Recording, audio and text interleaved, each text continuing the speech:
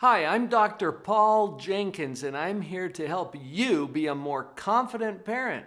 But how can I feel more confident when my kids are out of control?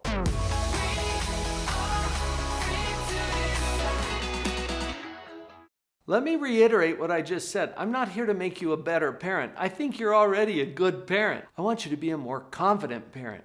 And you can become more confident, I guarantee, if you will do these 3 steps. Step number 1, take care of yourself. I'm reminded of this every time I get on an airplane to go visit a client or speak at a conference. And as we're taxiing out to the runway, getting ready to take off, they go through the safety routine. You know the one, you've heard it. You're supposed to follow along on your little laminated card. How many of us actually do that? But they get to this point where they say this. In every safety demonstration, if we lose cabin pressure, these oxygen masks will fall from the ceiling. And then it shows you how to put them on your face with the handy little rubber band, and they go through the whole routine. And then they say this. If you're traveling with young children or someone who needs assistance, please put your own mask on first and then assist the person that you're with. Why do they say that? As a parent, you know this because you're naturally drawn to take care of this little one. They are so helpless and dependent, and you want to take care of them. But if you're out cold in the aisle, you're just in the way. You're part of the problem now.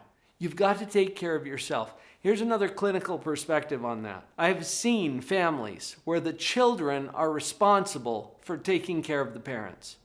That never works out well. Until the older years when the parents are aging, and you get what I mean. Let's not put the burden on the children. That's too much of a responsibility for them. Your responsibility to take care of yourself is important to your ability to being a good parent to your kids. Take care of yourself, whatever that means for you. And you don't have to do it alone. There's a lot of resources, including this channel. In fact, would you just take a second or two to hit that subscribe button? That way I can be part of your team. I promise I'm going to bring you new videos every week to support you in this job. Hit the button. Step number 2, learn to correctly identify your child's stage of moral development. I've got other videos here on the channel that describe that, and it's what we go into in all of our parent coaching. Here's the quick version. There are 3 stages. Stage 1 is the least mature. Stage 1 is characterized by yelling and screaming and demanding and manipulating and throwing tantrums. Does this sound familiar? That's stage 1, and it's typical of a 2-year-old, but it's also typical of some 15-year-olds. And it's about stage, not age. If you can correctly identify stage 1, then you'll know what to do with stage 1. I'll come right back to that. Stage 2 is when we stop fighting and start cooperating. At stage 2, we don't want any trouble. We want to keep the peace. And so we'll negotiate. We'll work out some kind of a win-win solution. That sounds better, doesn't it? That's stage 2. Stage 3 is characterized by moral decision-making. Morals and values and ethics and doing the right things for the right reasons. Does this sound a little pie in the sky? Well, it's the most mature stage, and some kids don't hit that very soon. Don't worry about that right now. What we need to focus on is, can I correctly identify the stage of my child? Let's do a quick test. Let's say your son is 10. What stage is he on? Trick question, not enough information yet. So let's just test it. If I were to approach your son, let's say that his name is Nate, and we say, Nate, in the kind, pleasant way that we always use as a parent, loving, sweet, calm voice, calm face, calm body, put all that in your notes somewhere. Nate, would you please take out the garbage? If he's on stage 1, what response will he give you? What do you think I am, your slave?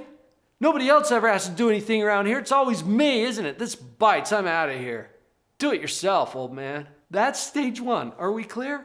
Now, stage 1 might not be quite that colorful. It might be more like, whatever. And it's kind of that, yeah, what does that even mean? Are you going to do it or not? But at stage 1, they're not going to cooperate. You with me? Can you correctly identify stage 1? I thought you could. Okay, let's go to stage 2. Hey, Nate. Would you please take out the garbage? Now on stage 2, what's he going to say? Okay, fine. He might not be happy about it, but he's going to cooperate. Or at a higher stage 2, it might be like, yeah, sure, okay. Or he might try to negotiate. Well, can I finish this game first? Stage 2, cooperation. You with me? Okay, how about stage 3? Nate, would you please take out the garbage? Stage 3, you're going to get a response something like this. Oh, Dad, I already took out the garbage. I know it's Thursday. It always goes out on Thursday. Hey, but I got about a half hour. Is there anything I could do to help you out?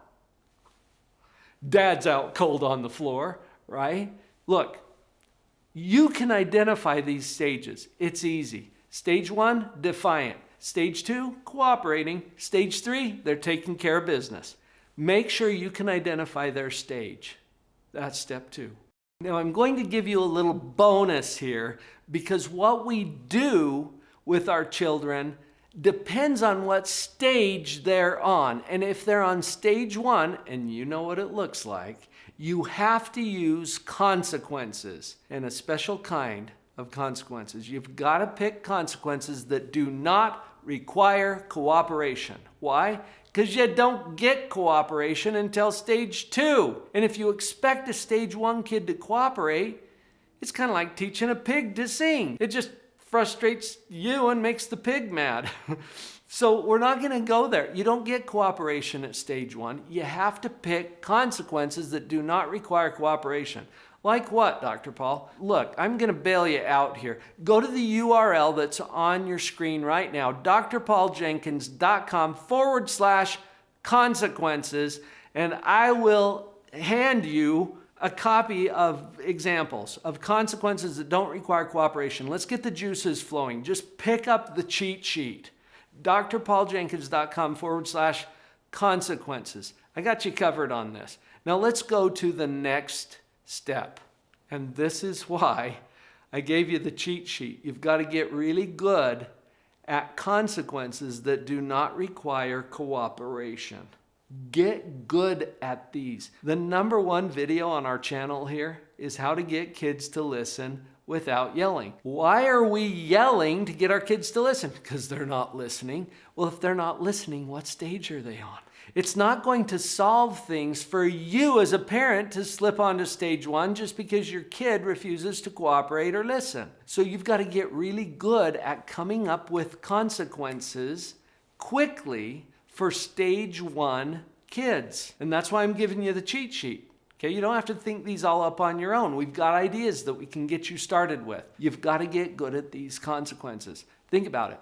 If it doesn't matter to you what stage your kid is on. Now, I know that you prefer that they're going to be on those higher stages. I get it. That's less work for you and it's more pleasant at home. But you don't get to choose what stage they're on. So if they choose to be on stage 1, or if they're there just because of their development or lack of maturity, you have to be ready for that. And if you don't care what stage they're on, you're ready for stage 1. You're ready for stage 2. You're certainly ready for stage 3. Stage 1 is the one that trips us up. And that's why parents get so frustrated and start yelling, because they expect their kids to cooperate. Their kids are not cooperating and they don't know what to do, so they end up yelling. And then after we yell, what happens? Guilt, shame. Oh, great. Like we have to deal with that now. That's not much fun for anybody. We got to get good at consequences that do not require cooperation. That's step 3, and it's a powerful one. When you do these 3 steps, your confidence as a parent increases. Remember what I told you right at the beginning. I am not here to try to help you be a better parent.